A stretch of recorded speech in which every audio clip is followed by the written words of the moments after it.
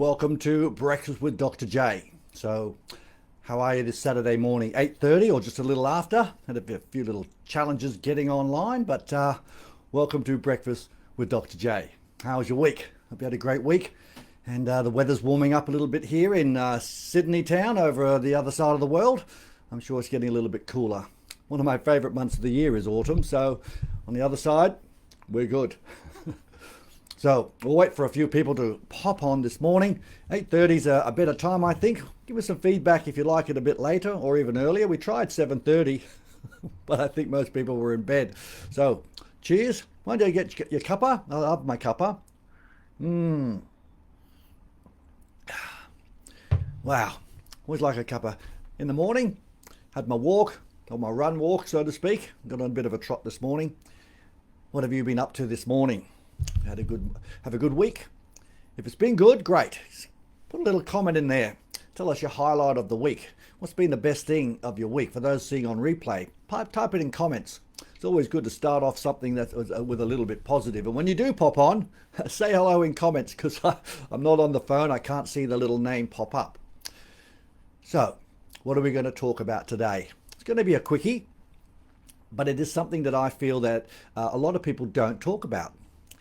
And in our whole model of doing sales, one of the big things that a lot of people forget about is people by people and the relationships you have with them. So I'm going to touch on some small little strategies which are easy to do and will make an enormous difference in your ability to engage people to make a decision. Now, let's forget about sales for a moment. We're in the human race, aren't we? So we're going to be communicating with lots and lots of people on a regular basis. So if we want to get to the next stage successfully, it's good to hone your communication skills. Now in sales, we want them to move through the process to what's next, which may be buying something. But you know what? If we don't have the ethos of helping someone make a good decision, then the rest of it really doesn't matter. So what I want to talk about today is what I put in the title this morning. Was why stories and similar situations work. Stories and similar situations. Get your trusty pen out. Got a few people popped on, and we'll get cracking. And for those of you that are popping on late, you can probably scrub back. Get your trusty pen. Get a cup of tea. You've got something to eat. All good. Saturday morning, 8:30. My cuppa with you guys. Always a bit of fun. So the first thing is, what's a story all about? What's that all about? What's stories? What's similar situations? When we go through the sales cycle, quite regularly we get into flow and talking about the product, the service. We ask them a few questions and all that sort of jazz, but at the end of the day, it sometimes become a little bit stale. And guess what? You become stale. Hi, Christina. How you going? Thanks for joining me. Lovely to see you. Long time no chat. Look, I want to make sure that we really kick some goals here, because stories bring things alive. Now, I'm not saying made up stories. I'm talking about stories which are experiences of other people and experience of yourself, maybe your clients. Stories become metaphoric. They become a metaphor. They actually create a picture. And when you create a picture, people will understand things a lot more with a metaphor or a picture. So if you're presenting your product or service, it is quite important to go a little bit off kilter and start having stories, because guess what happens? We get so focused on product, we go into this red brain conversation, which means there's no decision that takes place. So if you start implementing a story, a success story, and maybe a horror story that you maybe have fixed, people can relate to what people do. Just write that down. People can relate what people do. And one of the things that happens when you have a story, which is not too long, but it actually cuts to the chase, it takes the product away and it actually creates a feeling. Stories actually engage people a lot more effectively. And if it's a success story, after a little bit of, let's say, discomfort, that gives a little bit of peace of mind, especially if you've got proof.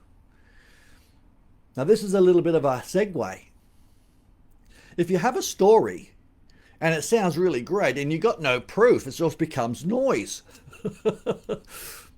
So have you got a picture, a testimonial, a before and after, or something that someone else is saying it other than you about a thing that happened to other people or a result? That's fine. But the next thing I want to cover is a similar situation. Oh yes. Unbelievably powerful when you talk about you. I have been in the same place as you. Let me tell you about it. Now that comes from the heart. It could be emotionally structured for yourself and you say, oh, it's pretty scary. And you'll talk authentically to the person. I was in your place 2 years ago, 5 years ago, 6 months ago. It could be your family, similar situation. Now, okay, you could have stories. Yeah, that's great. But if that transports into a similar situation, whoa. I recall many, many years ago, a friend of mine had an accident. And my friend of mine became incredibly unhappy and we'll say depressed. They started to eat and not exercise and so forth. And as that happens, people, put a bit of weight on and they became reclused. It all happened over within, say, a 12-month period. One day they had a bit of a wake-up call, a little bit of a health scare and so forth, and my buddy decided to start to do something about it. Started to exercise, eat properly, and within a short period of time, not as long as it took for him to get ill, he was in great shape and lost a lot of weight and started training again and so forth. And he was in the health and fitness industry. One of the things he wanted to do is to help people like himself. So what he did, he actually took photographs of himself and he used to then show people him when he was really unhappy and really, let's say, overweight. And they saw his transformation with the things that he did. He said, let me just tell you what happened to me and I'm going to show you what I did and I hope it helps you too. Well, all of a sudden it became real. It didn't just become a story, it became a similar situation. I'm going to ask you a question here. Have you got a similar situation that your product or service has fixed? Have you used your product or service to fix your problem or someone close to you, your family? A similar situation makes it so much more authentic.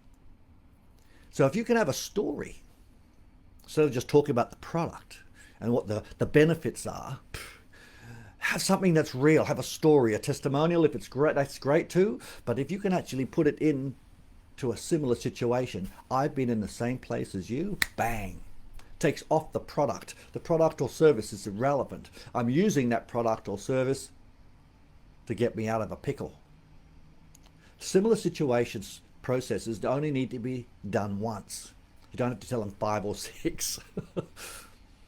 So you might have your rapport, you go through all your bits and pieces, qualify them, obviously is important, and then you maybe have this analogy or a metaphor, or even better, a story that relates to you. Similar situation is powerful. And at the end of the day, we then connect it to your product or service and say, hey, I want you to get the same as me, or my family, or the other people that I work with. If you're talking about others and you've got no proof, make sure you've got some proof. Now, the next thing I wanted to talk to you a little bit about with the stories and also the similar situation is a very simple process. It's called Me Too. Me Too. I want you to tell them some stuff that relates to the person. So your story has to relate to the other person. So don't have a story that does not relate, because what you want to have is them say, hey, that's me. That's me too. Me too is actually, hey, I've got this problem. What you're talking about is me. And you've gone through that process, or you've helped other people. You've helped them, help me too. Me too is actually a simple thing. All you do is have to make sure your story is related to something that they can relate to the solution. Me too. I could do that. I can do that. That's me. So it's getting the other person to say, I'm with you. Me too is quite a simple thing to actually have in peace of mind. So when you have this rapport, it's a commonality modality. But if you have a similar situation and they go, that's me too. And we say, we got through it. I want you to as well. Wow. It doesn't become a sale. It becomes like you go from this selling mentality to a helping mentality. So having stories, a metaphor, having a similar situation, if it actually is part of what you've experienced, and they go, me too, then guess what? The pain of paying the money isn't going to be anywhere near as bad as the pain of staying the same. Now, the last thing I want to cover for you when we're talking about similar situation and the Me Too strategy, which is really easy, isn't it? I mean, really. Good morning, John. How are you, my friend? Thanks for popping on. The Me Too strategy with a similar situation. There's an old process that we all know. I'm sure everyone's heard it before. But I want to resurrect it because it works very, very well. If we're talking about Me Too and similar situation and stories, all I want you to resurrect is the thing called FFF. I wonder if you know what FFF stands for. Fred, fish. What do you think FFF stands for? Well, it's been around for 1,000,000 years, but it works a treat. And it goes like this. Me too, similar situation. I know exactly how you feel. Oh yes, I've been there too. My clients have been there too. My family's been there too. Feel. And guess what? I felt absolutely scared, disillusioned. I just felt awful, whatever it may be. And I didn't think it could get it fixed.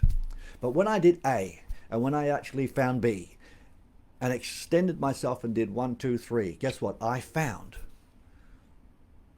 that it made a massive difference, and that's fixed my problem. And I'm sure you can too.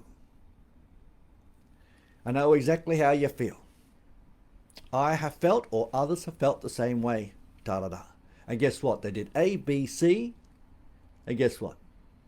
I found, it fixed the problem, and I'm sure you will too. Feel, felt, found. Isn't that easy? Feel, felt, founds have been around a long, long time, but people say, yes, feel, felt, found, but they don't use it. Isn't it interesting if you say, wow, you got that problem. Look, I know exactly how you feel. I've been there too. About 7 years ago, I would do A, B, and C. Oh my goodness. Or my family, or one of my closest friends. They were doing this and this, they were terrible, whatever it may be. It was a horror story maybe. And they felt this, disappointed, didn't know where to go, felt depressed, whatever it may be. And this was happening to them. And guess what? When they started to do A, when they started to do B, get a little bit of help, find a different expert, change things a little bit, do things a bit differently. Guess what? They found, and so did I. It happened to me too. Me too. Me too. Get it? It made a world of difference, and I'm sure you will too. So what we're talking about here is actually putting a little story into the FFF. Can you do it?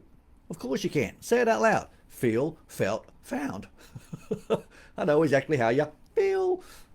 Guess what? Blah, blah, blah. I felt. Blah, blah, blah, blah, blah, blah. Found. And I'm sure you will too. Simple. So today's been around about stories, similar situations. Getting a little bit of Me Too into there and using the feel, felt, found model. This takes away all the kerfuffle about product service, benefits, and so forth. Ba-bong. That's so old school, guys. People want to talk to people. People want to have a conversation with someone who has a little bit of empathy. They want to talk to salespeople. They want to talk about it with an expert that knows what they're talking about because they know exactly how you feel. They felt, others have felt, many of their clients felt the same way. And when they did 1, 2, and 3 in your product or service and other things too, they found that they felt better, they got a result or whatever it may be. And I'm sure you will too. It's a turnkey process I'll help you with. That's what we specialize in. Now these are communication skills, guys. It's not actually a sales protocol. It's to be able to engage people so they listen. People will listen to a story. they'll listen to a similar situation. They'll listen to stuff that they say, whew, me too. And when you use your feel, felt, found, and then at the end, and I'm sure you will too, I'm confident about that, guess what? Magic happens. All right, gang? That's Breakfast with Dr. J. I'm going to have my cup of tea, my cuppa. And if you've got a question, it takes a couple of seconds. Pop it into the comment box. I love my cuppa in the morning. So if you've got a question, it doesn't have to be on the topic. If you've got a question, why don't you take an opportunity to pop it into the little box there. I'll have a little bit of a chin wag if I can help you. For those of you that are watching on replay, if you've got a question or two, pop it in there. And also, I've got this great guide I'll put in there as well. It's the 4 triggers that'll help inspire more sales. So I'll put it in underneath here. You can just download it. It's a really great little sales guide and have a bit of a bo peep. So if you've got a question, if you haven't, all good. If you have, we'll actually say ta-ta. All right, gang. Well, thanks for joining me this morning. I'd love to know what you do with the little pieces of gold I give you, because I know they work, because I'll never give you anything that doesn't work. So you have a wonderful weekend, and let's make sure that the rest of September is super successful. I'll see you on Wednesday, and we'll kick some goals. Maybe Darren might pop on Wednesday at 12 noon Eastern Standard Time, and then back at 8:30 Breakfast with Dr. J on Saturday. All right, guys, we'll see you soon. Bye for now.